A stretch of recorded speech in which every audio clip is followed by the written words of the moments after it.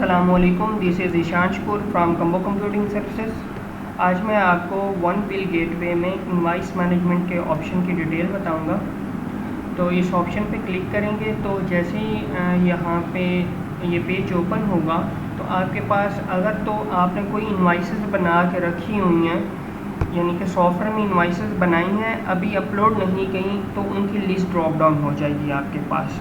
और ऊपर चूँकि आपने फ़िल्टर यही सिलेक्ट किया हुआ है, यहाँ पे इनवाइस टाइप है कि आपने ऑल देखनी है, KCS जो कि हमारे सॉफ्टवेयर के अंदर है वो देखनी है, बिलिंग कि जो बिलिंग के सर्वर पे अपडेट हो गई है वहाँ पे आपने चेक करना चाह रहे हैं।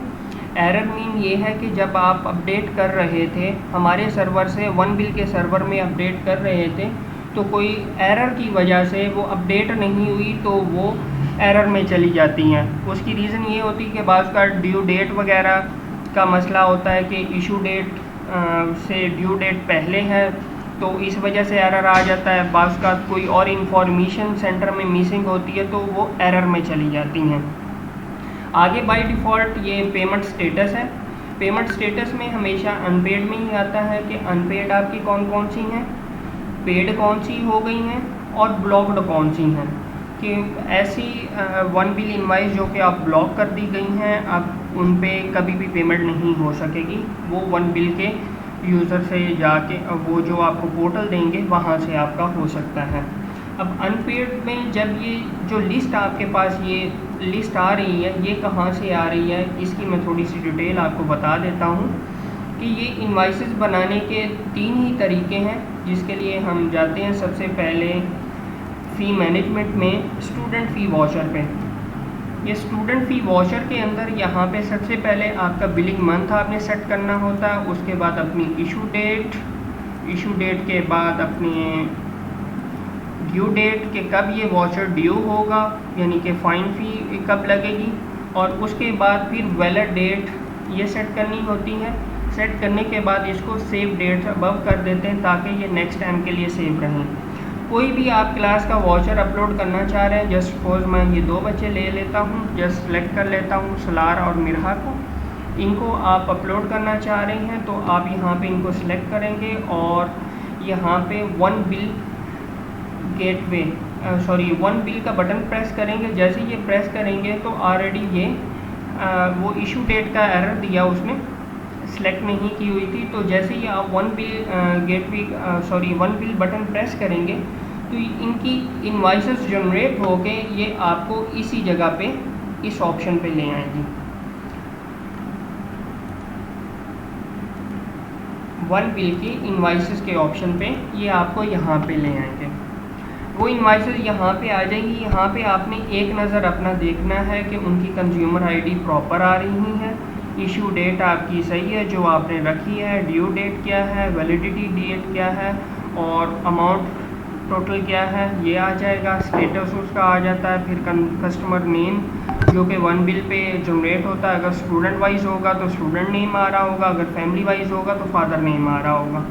तो नीचे मज़ीद हिस्ट्री है कि कंप्लीट जो कि वन बिल सर्वर की तरफ से भी आ रही होगी। ये क्रिएशन डेट, ये पूरा एक पूरी डिटेल है, कौन कौन सी फ़ीस जा रही है, पूरी डिटेल है एक। मज़ीद जो स्टार्टअप में चीज़ें देखी जाती हैं वो यही देखी जाती हैं कि आपकी इशू डेट क्या है, ड्यू डेट क्या है, वैलिडिटी क्या है और टोटल अमाउंट क्या है।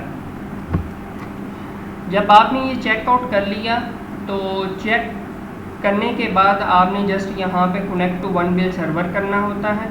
जैसे ये connect to one bill server हो जाएगा, ये कुछ बटन एक्स्ट्रा आपके पास शो हो जाते हैं कि डिलीट KCS इनवाइसेस के। ये जो जितनी भी इनवाइसेस आपकी हैं ये रॉन्ग हैं या पुरानी पड़ी हैं, इनको आप डिलीट कर दें।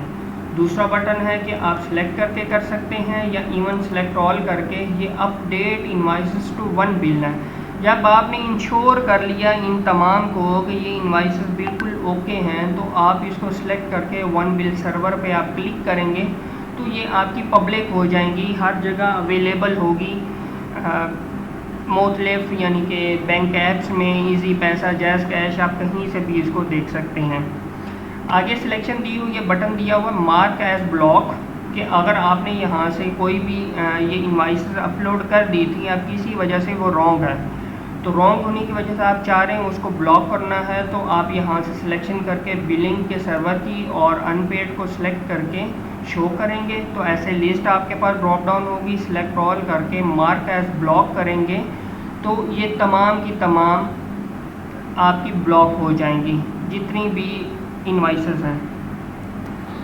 इसी तरह आप मार्क एज पेड भी इनको कर सकते हैं कि ये जितनी भी हैं इनका स्टेटस जो है वो पेड कर देना है, और अगर इन केस किसी वजह से ये पेड पड़ा है और अभी तक पेड नहीं हुई थी तो मार्क एज अनपेड भी आप कर सकते हैं।